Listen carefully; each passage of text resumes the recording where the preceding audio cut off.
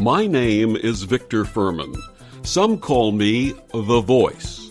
I've always been fascinated with human nature, spirituality, science, and the crossroads at which they meet. Join me now and we will explore these topics and so much more with fascinating guests, authors, and experts who will guide us to Destination Unlimited. With the tumultuous events that started in 2020 and remain with us in 2021, many have been challenged not only with the so-called new normal of day-to-day living, but also spiritually. What wisdom may we turn to restore personal balance, reclaim personal power, find healing on all levels, and a deep and abiding sense of joy? My guests this week on Destination Unlimited, Linda Martella-Whitsett and her daughter Alicia Whitsett, say that we may heal our lives and discover how everything can be right, even when circumstances are all wrong. Winner of the 2011 Best Spiritual Author Competition, Linda Martella-Whitsett is an inspiring, respected Unity minister and spiritual teacher. Linda's message about our divine identity inspires people across cultures and faiths to meet life circumstances with spiritual maturity. Reverend Linda Martella-Whitsett is Vice President of Unity Prayer and Practice at Unity World Headquarters, serving Unity's 24/7 prayer ministry, Silent Unity. For 14 years prior, Reverend Linda was senior minister at Unity Church of San Antonio. She formerly served Unity Church of Omaha in many leadership roles over 17 years. Her books, How to Pray Without Talking to God, Moment by Moment, Choice by Choice, and Divine Audacity, Dare to Be the Light of the World, are sources of deep inspiration and wisdom. Alicia Whitsett is a first-time author and lifelong student of Unity teachings. She holds a BA from University of Texas of the Permian Basin. Linda's website is yourdivine.com. That's letter U, letter R-divine.com. And she and Alicia join us this week to share their work and their just-published book, This Life is Yours. Discover your power, claim your wholeness, and heal yourself. Please join me in welcoming to Destination Unlimited Reverend Linda Martella-Whitsett and her daughter Alicia Whitsett. Oh, we're so grateful to be here with you. Thank you. And thank you so much for joining us today and sharing this wisdom at a time that we really know we need it. So when we welcome guests for the first time, we ask them to share their early lives and how it manifested their paths. Linda, please share your path first. Well, very early in my life, Victor, I graduated from Catholicism, which was the religion of my childhood. I say graduated because I became inquisitive about other paths and ended up living at a yoga ashram, an American ashram, Kripalu, in my early 20s. That just really set me for the rest of my life, right? It just changed everything. And it actually brought me back to my Christian roots when I left there and my husband and I married and we began our family. You know, we were living in a Western world. And so I was looking for a path that my children could grow up in and that my husband and I both felt was an authentic path for us.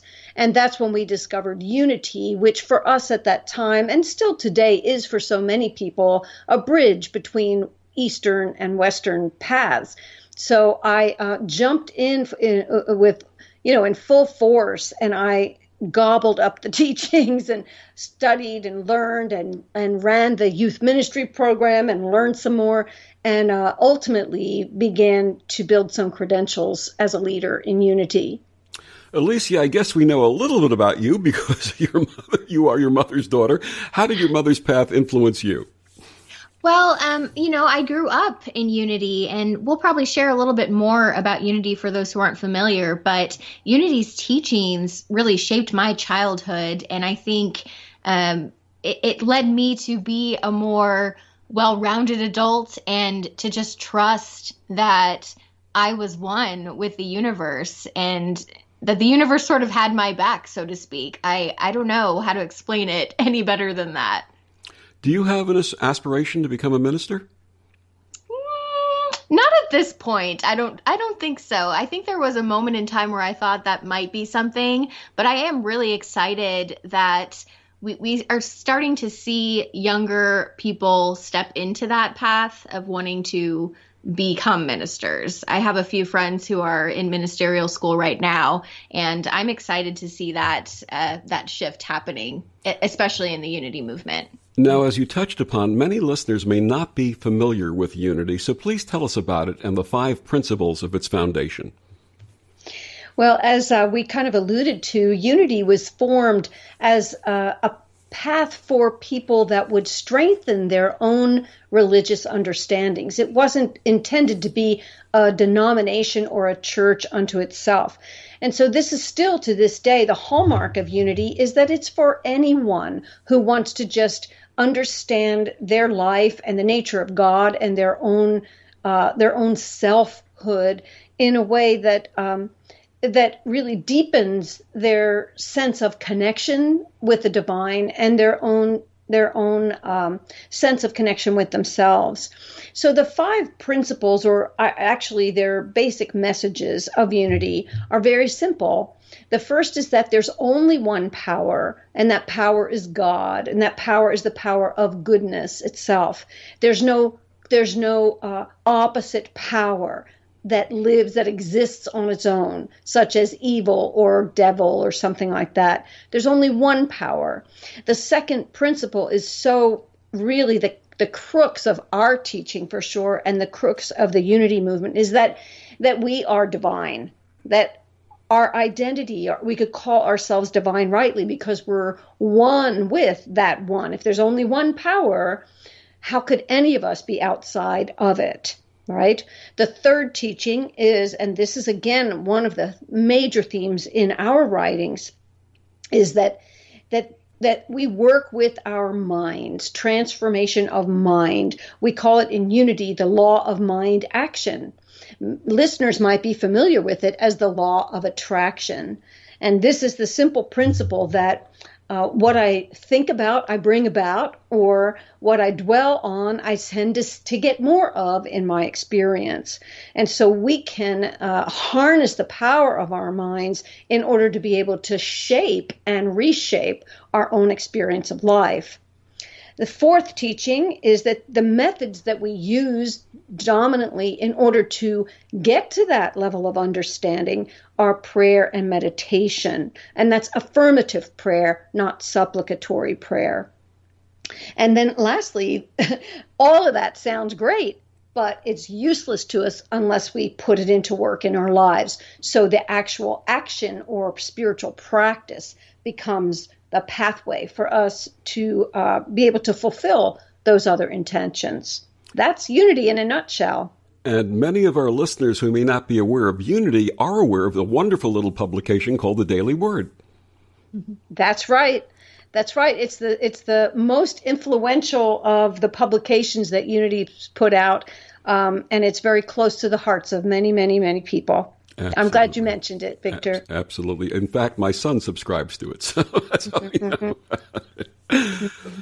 know. Linda, let's discuss your earlier books, starting with 2011's Best Spiritual Author first book, and congratulations on that. That's wonderful. How to Pray Without Talking to God.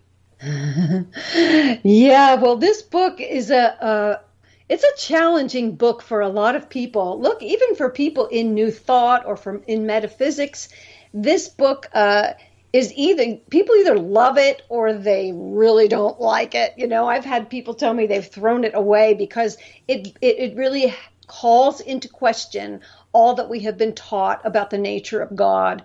And the reason that that's important is because the way we pray or how we engage in spiritual practice really is dependent upon what we think God is.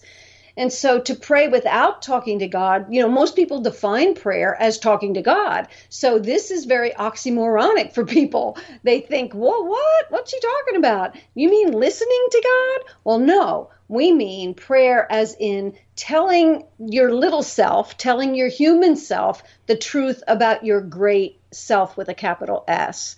It's looking to that within us that is the divine, that is our divine nature, that one with the one. And then drawing from that stance of inner power for our life. So that's the gist of the first book. There's lots of tools and practices consistent with the Unity teachings in that book. And moment by moment, choice by choice. And that's it. That's where the power is, isn't it? Absolutely. Absolutely. You don't have to say anything more about that book. That's wonderful. And your last book, prior to this one, Divine Audacity, Dare to Be the Light of the World. And it's interesting that physics has recently showed us that human beings actually produce light. Well, listen, mystics and those in spiritualists, for example, they've known this all along. You know, people who understand radiance, right? They understand auras and this kind of thing. But where this gets real for us is that the particularity of that light. What is the nature of that light? So Divine Audacity takes one of the Unity primary messages, which is that we have within us all the spiritual tools that we need, the spiritual capacities or powers. And so the Unity co-founder, Charles Fillmore, identified these as the 12 powers. He associated them with Jesus's 12 disciples, the companions. So these are our companion powers. Divine Audacity is all about explaining and exploring the usefulness of these capacities and some training in how to develop them and cultivate them for use in every day. And the genesis of that book were some questions that you were experiencing. Oh, for Divine Audacity? Yes. Well, I mean, always when I write, when I teach, when I think, it's always based on what's going on with me, right? If I'm going to be relevant to others, then it has to be alive for me. As a minister, I can't give a message that doesn't mean something to me, that isn't alive within me. So absolutely, Divine Audacity came from my feeling as though I was not living up to this incredible potential that is within me. And I found it in so many ways, and I would sit in sort of the sorrow of not fulfilling what I thought maybe I could be fulfilling. I mean, in many ways, this was about my body image. It was about, my feeling of being a fraud as a teacher at times. I mean, things that are absolutely part of the human condition, right? That are very, very much a universal set of conditions. But I got hungry to be able to explore the usefulness of each of my capacities. And I found it sort of a mind-blowing thing that as I really dove in and sort of insisted that I stay with a capacity. So, for example, the power of order, right? The ability to adjust to conditions. And as I studied, how can I use that power today in the things going on in my life today? Man, it became really inspirational to me. And I'm very passionate about teaching Divine Audacity. Alicia, what were the feelings engendered by your mother's earlier works? For me personally, how to pray, it redefined prayer for me. But Divine Audacity was and still is just, it's implemented into everything that I do. I was teaching youth ministry at the time. And so when I got to teach Divine Audacity to the teens that I was working with, I got to work on those tools for myself. So to see that and experience it with working with those teens, I mean, it was powerful. It is powerful. I recommend that book to anybody who wants to get to know what they're capable of. So what inspired This Life is Yours? How did you decide to team up as authors?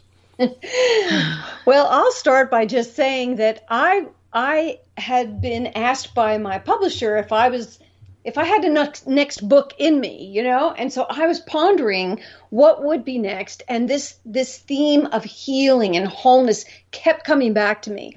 And at one point, this was like 2.5 years ago, I was telling Alicia about some of the thoughts I was having about what the content of this book could be. And as I was talking, I was watching her expressions, and I was seeing her at the edge of her seat, getting excited. And all of a sudden, Alicia had so many great ideas, and I could see her passion. Do you want to take it from there, Alicia? Yeah, I had just been through a time of what I would consider a breakthrough in healing for me, in a time when I redefined what healing was for me.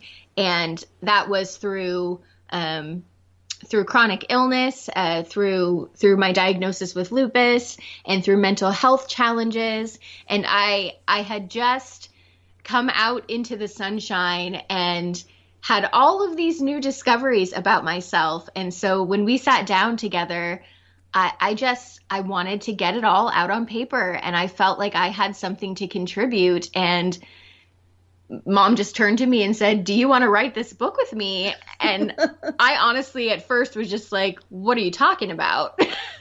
But the more I thought about it, I absolutely wanted to and had to write this book. What was that co-creative process like? Well, it was very healing. Isn't that a funny thing, Victor? It was very healing for me as mom to be witness to my daughter's thought processes and her breakthrough awarenesses, and frankly to have knowledge really for the first time of some of the private, deep and painful challenges that my daughter experienced in her lifetime, things that were part of what she hadn't shared with me before. Whew, lots and lots of healing opportunities for us, certainly strengthened our relationship in ways that I think, we don't even have words for. Yeah. And I also think our writing process, obviously she's an established writer and this is my first time out, and we're very different. Let's just say that we're very different. And we had to really learn to have patience for how we each work and navigate this together. And it was good. I think we did really well considering. Here That's we are. Wonderful. That's wonderful. Mm-hmm. So it's sort of like a divine bonding process. Yes, absolutely. That's wonderful. What's the difference between healing and curing? Well, healing for us, we were very clear on this. Healing is not a place that you can get to. It's not a destination. It's not something you can achieve. And so it's not something that can just be done. Whereas curing is obviously something that it's going to be finished. It's going to be completed, right? That would be the biggest difference, I think. Yeah, healing, we define healing as an awakening to the truth of our wholeness. And that's the big teaching in this book. And that's very different a definition than what most people think of with healing. Whereas curing, definitely, as Alicia said, is an end point. It's like, okay, well, that's done. Yeah. Right? And healing is not a done deal. It's a thing that's very alive, and that we it's the awareness that we have to continuously come back to about the truth of our nature. I got into a spiritual healing path in my late 30s, and many of us who have aspired to a healing path, especially spiritual healing, sometimes find that the anticipated result is not what we had in mind. How do you address this? Well, this is the whole point, isn't it? We want what we want. Look, I'm in a prayer ministry, a world prayer ministry, and we get the phone calls, and everyone, it's amazing how people demand to have a particular outcome. And I know about me, and maybe about you too, Victor, and listeners, maybe about you, that there were times where I had a specific thing in mind, and once I got that thing, it really wasn't it. It really didn't satisfy the way I thought it would, but there was something else, something that I couldn't conceive of with just my human thinking, that was on the horizon, that was the sweet spot, right? And so for us, that healing, to reach a certain point, And to think that there is a particular point that is going to be that result is just a trap as far as we can see. That what we're after with spiritual healing is awakening to the reality that we are already whole, and that our wholeness does not depend upon whether everything is all in the place we had hoped it would be in our bodies or in our life experience. And as a wonderful mentor and teacher of mine used to say, we may not see it, we may not understand it, but ultimately everything is unfolding in divine order. Yes, and we become a part of that order as we become still, as we become mindful, and as we choose, the next step, the next thought, the next action. Absolutely. My guest this week, Linda Martella-Whitsett and her daughter Alicia Whitsett. Please tell us where we can get your books and find out more about you and all of your wonderful work. You can find our books on Amazon online or on Barnes & Noble online. They're available both in print and ebook version. There's also an audible version of the book for those who like to listen to a book. You can pre-order that one on Amazon. You can connect with me at my website, urdivine.com. That's ur-divine.com. And we'll be back with more of Alicia and Linda and This Life is Yours after these words on the OMTimes Radio Network.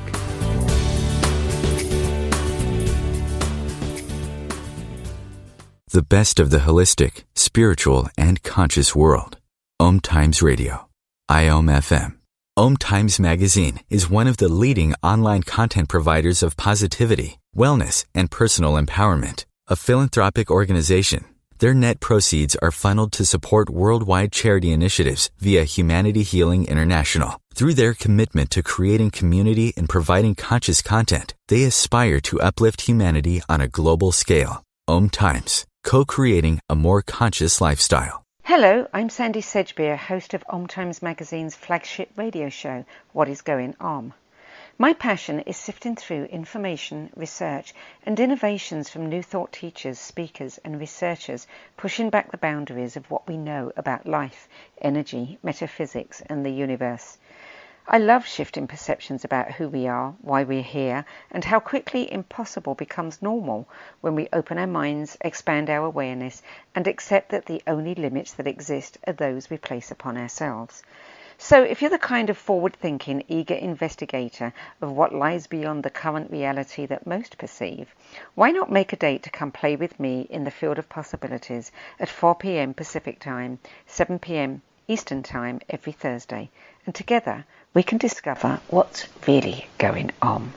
Coping-19, brought to you by CDC and the Ad Council. With so much loss, you may feel like you can't handle it all. Meditation or other spiritual practices can help you feel more grounded and better able to cope. Find more self-care and coping tips at coping-19.org.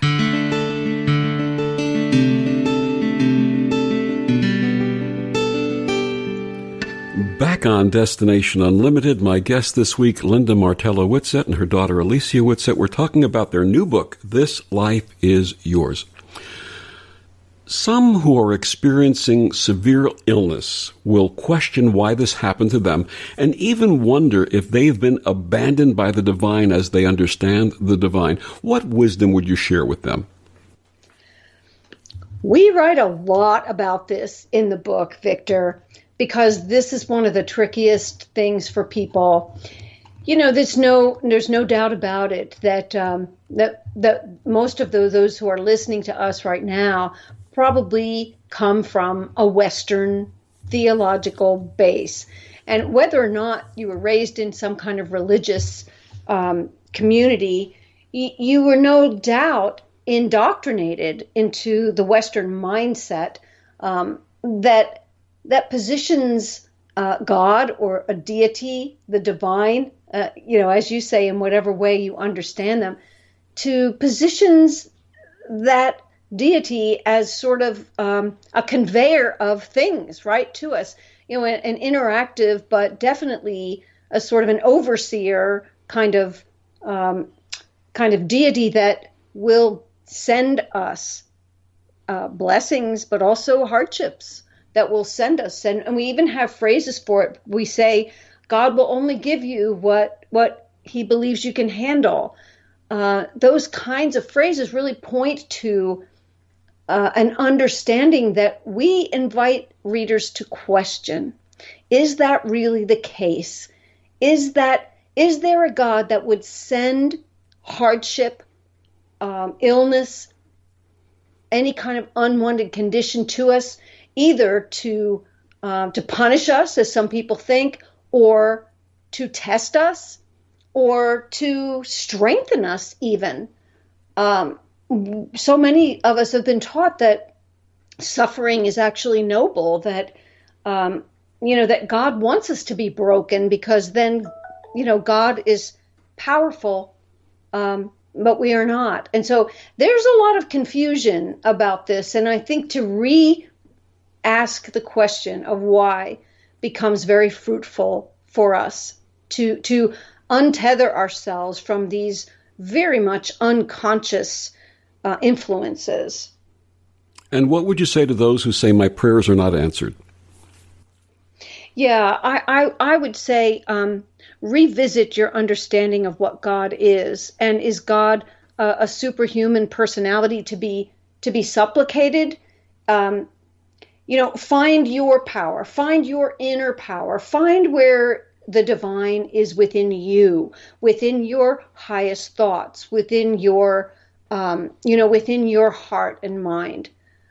This is a whole exploration and an inquiry, and this book really invites that kind of questioning and rediscovery. And it's also about partnership. I had a wonderful teacher who used to share the story of this very, very pious man who would go to all of his houses of worship and pray on a regular basis. And one Sunday morning when everyone left, he got down before the altar and he started praying. And he said, Lord, he said, my wife needs an operation. I do not have any health insurance or money. Please let me win the lottery.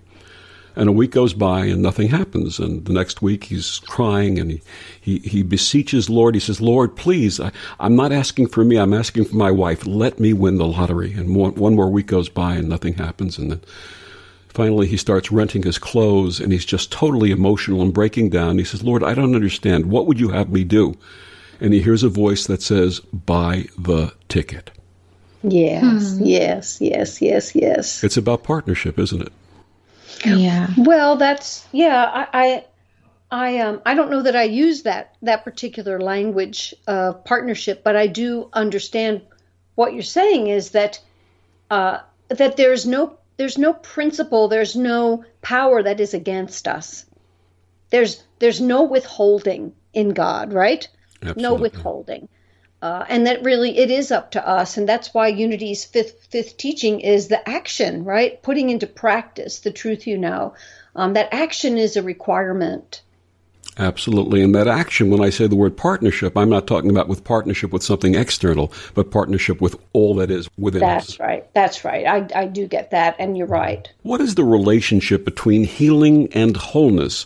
And is this something that is generally not well understood? Well, healing is the awakening to your wholeness. So it's that recognition that you're whole, no matter what the condition is, no matter what the physical condition is, you're whole. And I think the misunderstanding in that is that if you have something that's going on in your life that you're feeling like you're less than whole, you're feeling like you require that healing, I think that that's where our book is kind of helping people understand that there's nothing missing, wrong, or broken about you.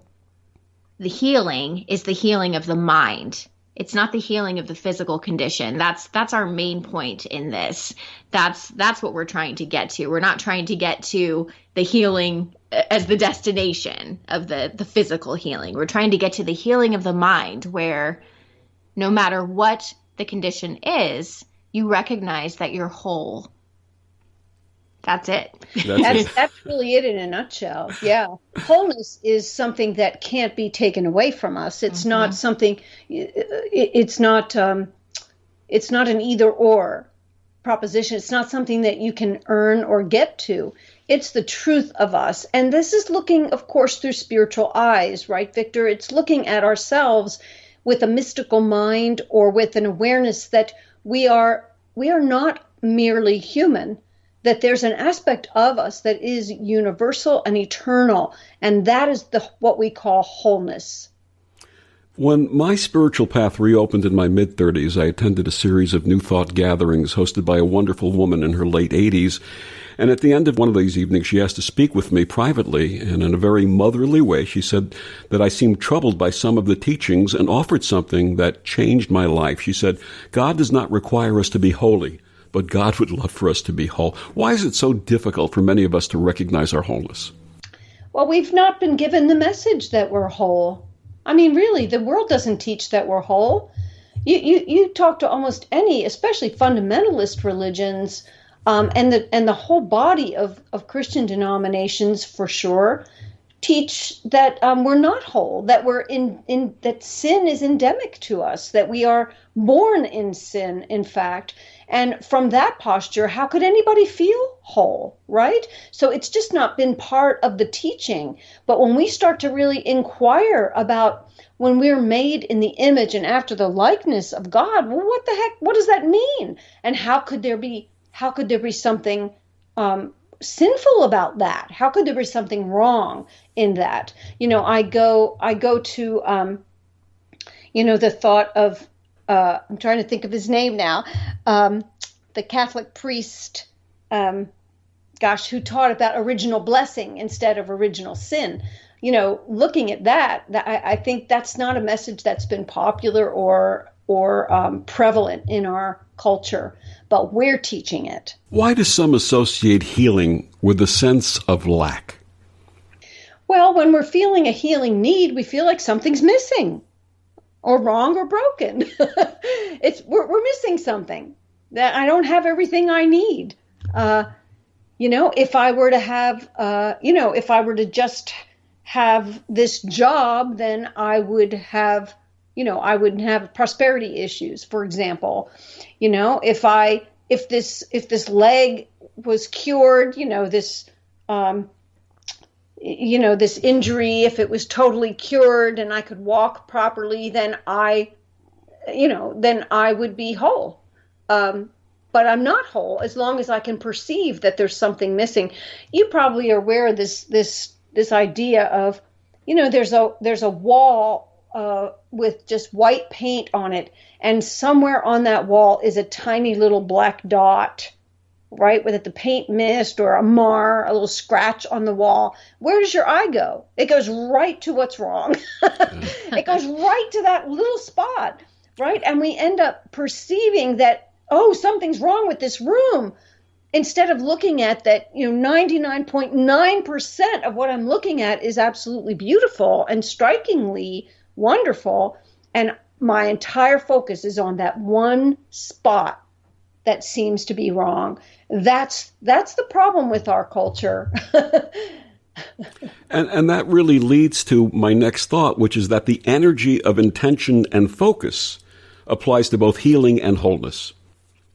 Yeah, I think it goes to, again, we're talking about healing at the level of thought, changing how you talk to yourself, changing how your thoughts and habits contribute to the world around you, and even how they influence those around you. We talk a lot about cultivating community, and I know that's something that has been really important to me as I've been healing, making sure that the people around you are uplifting you instead of bringing you down, and noticing that you're being intentional about who you're letting into your space, that you're being intentional about what you're watching, about what you're listening to, about what you're saying to yourself, especially. That's the biggest thing.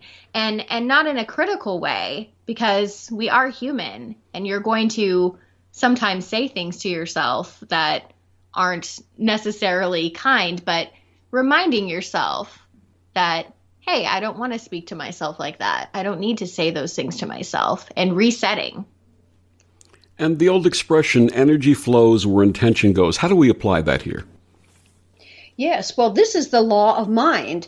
It's one of the Unity teachings that I spoke about earlier, but it's also a huge theme in our book. A whole section, refers to the power of mind. And that power of mind is our ability to make a choice for where we're going to place our attention, right? That what we refer to it is as like the pivotal nature of the mind. This means that I can turn all my attention to looking at what my circumstances are, and I can determine what my life means by just looking out there and looking at that stuff and feeling my human sense of weakness or impotence, right? Or I could turn my attention, pivot my awareness to that subtle but true divine nature of me, that which is eternal, that which is where my strengths are, my inner strengths are, and I can lean into them and I can devote my attention to strengthening them by some kind of daily practice, by some kind of habit of thought and affirmation. And every sentient being has this power, but why is it so challenging for so many to embrace their power? I can speak from personal experience. Please. I think that there's so much outer influence, and there's so much noise outside sometimes that when you really listen to yourself, it's scary. It's scary to step into that power. And sometimes you don't feel worthy because it's hard to claim that divine nature. It's hard to hear that. I know people that are afraid to say I am divine because they don't feel worthy of claiming that title. And I think that that's something that we have to be willing to step into. And that is hard. That's a hard thing to do. It is hard. And so much of the reason it's hard is what we've already been talking about, is that we've been told that that's blasphemy. Yeah. Who are you to think that you are God? And nobody's saying I am all of God. Right. We're just saying that our nature is so much greater than just the human foibles and the human temperament and personality that we have. But that is something that it requires a mind shift for sure in order to begin to open ourselves to that possibility. Mm-hmm. I can speak from personal experience of being a person who would run to help others and take care of others and neglect myself at the same time. How may we engender self-love and self-worth? Oh, I'm working on that one. Life lesson, right? I think it's something for us all, isn't it? But, and I, like you, in the kind of helping professions that we're in, it's real easy to help somebody else along. And Alicia would tell you, from knowing me quite intimately as her mom, how much that really is a challenge for me. And I have to work at that every day in order to, because I can find my faults much easier than I can find my value. And I can be very hard on myself. And, to me, again, to engender self-love and self-worth is practice. It is creating a discipline of mind and practice that has me devoting more of my attention to what is true about me with a capital T, and reducing my interest in my quirks and my foibles and my little niggling thoughts of self-hatred or self-doubt, or self-hatred's a big word. That's not really how I think about it, but more self-doubt, self-discouragement, those kinds of things. But it's a discipline. It is. And for me, I think finding someone that can be the balance for you, because I think that's another reason that our partnership works so well, is because I'm not going to say I've mastered that, but my goodness, I really love myself and I really value myself. And it's taken me a long time to get to that point where I have hung up my body issues. I've hung up the self-criticism of my past, and I see her, and I don't see the things that she sees in herself, as lacking. I see them as wonderful and amazing. So find yourself somebody that balances out that and can be a reminder for all of the great things that you are, to kind of, again, lift you up and be really intentional about who you spend your time with. Absolutely. Beautiful. It took me a long time to learn that the word no is a complete sentence. Yes. And as the wonderful Moody Blues song sang in 1970, the song Question from Question to Balance, when you stop and think about it, you won't believe it's true that all the love you've been giving has all been meant for you. That's beautiful. Absolutely. Beautiful. My guests are Linda Martella-Whitsett and her daughter Alicia Whitsett. We're talking about their book, This Life Is Yours. We'll be back with more after these words on the OMTimes Radio Network.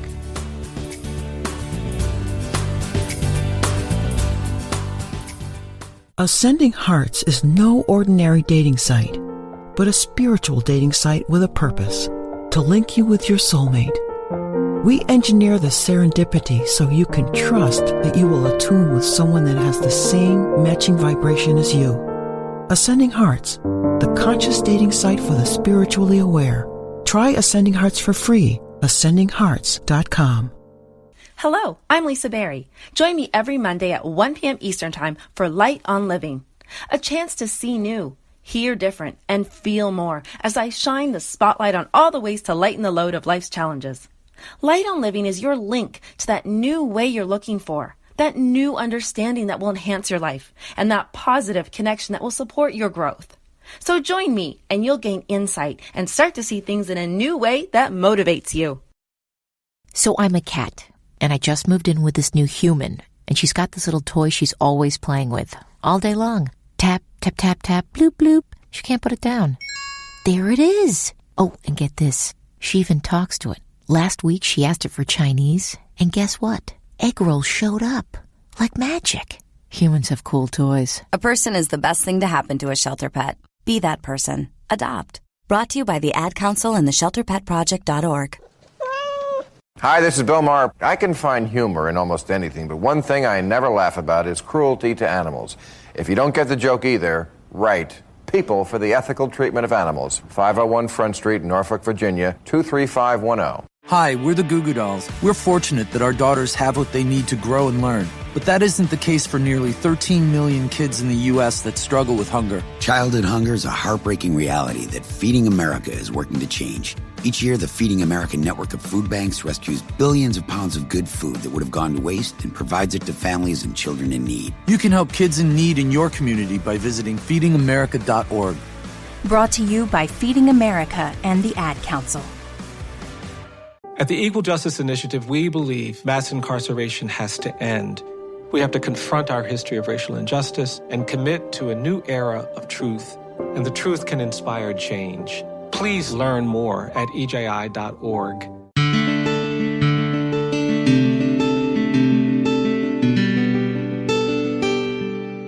Back on Destination Unlimited, my guests this week, Reverend Linda Martella-Whitsett and her daughter Alicia Whitsett. Their book is called This Life Is Yours. Discover your power, claim your wholeness, and heal your life. How do imagination and visualization help us connect with our inner resources? Actually, imagination and visualization together comprise one of our spiritual capacities that we write about. One of the chapters of this book is devoted to cultivating our inner powers. And imagination is our power of creativity, of visualization. And so it's sort of, you could say it's the master power. And by means of it, we're able to tune into the other capacities such as love and faith, strength and wisdom. All of these are are awakened by our power of imagination, when we begin to creatively visualize that all power that is within us, now we have power. Now we have a way to be able to work with ourselves to change our life experience. You offer many wonderful affirmations in This Life is Yours. Would you be willing to share one or two of them, perhaps your favorites? Oh, certainly. I was just looking at one today that's pretty relevant for me right now. It's called An Affirmation to Heal Relationships. No matter what was said or done, no matter my imaginings, let me see through a filter of love your innocence, your humanity. Let me translate love into kindness, compassion, mercy, and grace. When I look at you, let me see myself. The words that I speak, let them be encouraging words. The actions that I take, let them be caring as well as clear. My open heart and open mind, together in love and wisdom, walk my way back to you and home to myself. That's beautiful. Thank you for sharing that. Alicia, have you got one? I sure do. One of my favorites is called the Affirmation for Life. I am in tune with the animating power of life. Every part of me, material and spiritual, is thrumming with life. I feel for flowing, pulsing, thrilling ideas, and I give life to them. I am running in life-producing, life-sustaining, and life-enhancing circles. Everything I give life to lives. I am a vital presence. The life I am contributes, blesses, encourages, inspires. That's also so beautiful. And you have so many of these wonderful affirmations. How do you suggest readers find them? Well, they're written at the end of many of the sections of the book. So as you read, they're to support the learning in that particular section. There is a list of all of them at the back of the book. And so, you could just open the book and find an affirmation and read it, or you can deliberately seek one out. I have a feeling that just opening the book at any given day and starting to read is going to be wonderful for so many people. The thing is, they're all relevant, right? Absolutely. Absolutely. And perhaps on the opening, you'll get the one that you're intended to read that day. How may we use the tool of mindfulness in your process? Well, mindfulness, I think people often think that they have to sit still and do a meditation to be in the moment of mindfulness, but mindfulness is really about being in that present moment. And you do that in so many ways. It's about connecting with another person. And one way that I know Mom and I exhibit that in our relationship is by just being in tune with one another. We had that a lot through our writing process, but for me personally, I use mindfulness every day in my intentions and intuitive eating, just being really aware with what I want and recognizing the difference between hunger and wanting. Emotional eating, I know, is a big one for a lot of people. Yeah, I can relate to that too. And mindfulness is really about awareness, isn't it? It's about awareness of what's going on right now. So there's mindfulness at all these different levels, and we write about how we do this in many different ways, whether or not we use the word mindfulness attached to it. So, for example, we focus on our own body and how we feel in our body. We focus on our emotional feelings. We advocate that you pay attention to what your life is saying to you. And that means what you're thinking, what you're feeling, all those things are part of a moment of mindfulness. And I find it being in the moment, in the presence, in any task that I'm doing. If I'm washing dishes, I'm mindfully washing dishes. If I'm reading a book, I'm mindfully reading a book. I'm focused and present on the task at hand. Yeah, and that sort of mindfulness practice really is very helpful to people, especially who are dealing with chronic pain conditions or emotional pain too, when you're running a story over and over and over in your mind, to interrupt that by becoming very aware of and conscious of what's happening right now and what I'm doing right in this moment, then I interrupt that sort of behind the scenes continuous programming. Absolutely. Many have the experience of an inner voice or intuitive feelings and yet are unsure about them. Are there ways we may learn to honor our feelings?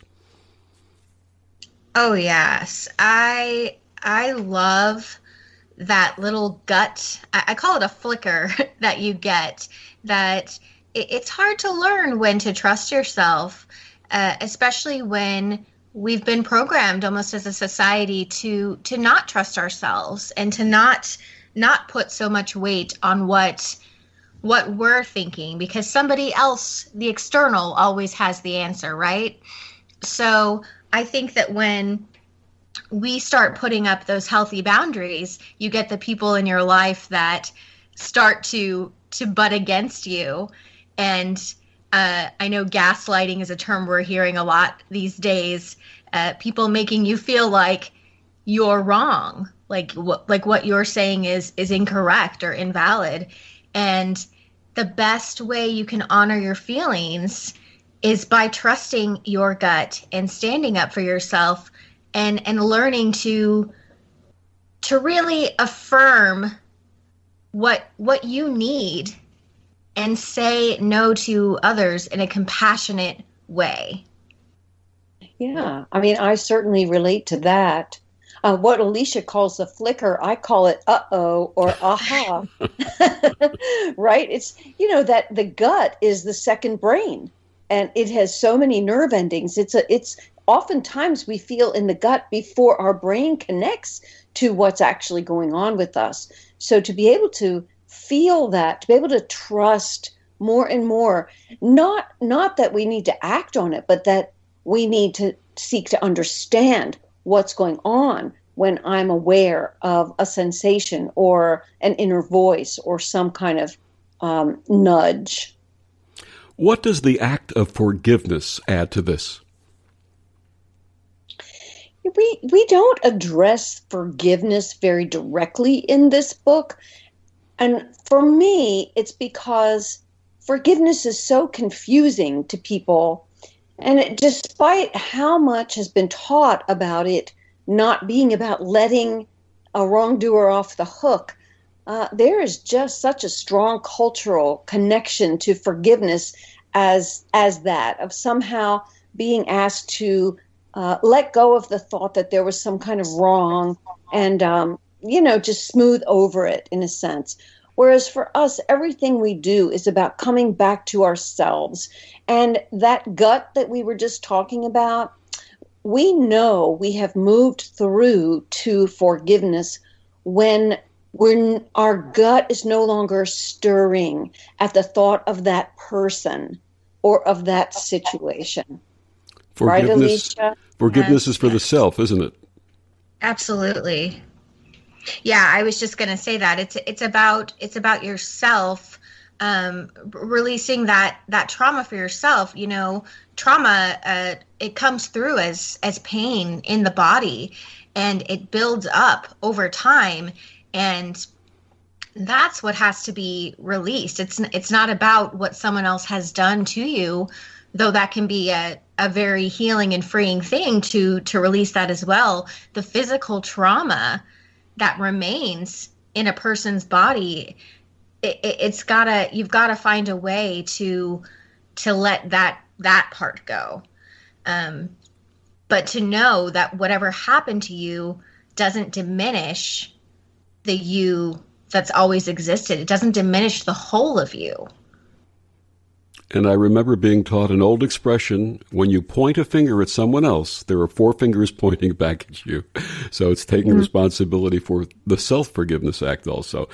Their book is called This Life Is Yours. Discover your power, claim your wholeness, and heal your life. Reverend Linda and Alicia, please tell our listeners one more time where they can get your book and find out more about you and this wonderful work. Our books are available on Amazon and on other online booksellers such as Barnes & Noble. On Amazon, for sure, it's available not only in text form, but also in digital form and also now audio form. You can find it on Audible. So that's exciting. And you can find us on Facebook, on YouTube. We just use our names. So you can Google search us and you can find us wherever we are. And your website? My website is youaredivine.com. That's the letter U, the letter R, hyphen, divine, DIVINE.com. youaredivine.com. My deepest gratitude to both of you for joining us this week and sharing your wisdom and your message. It was a joy for us as well, Victor. Thank you for what you do every day, the inspiration that you provide to all those who listen. Thank you so much. And thank you for joining us on Destination Unlimited. I'm Victor, the Voice Fuhrman. Have a wonderful week.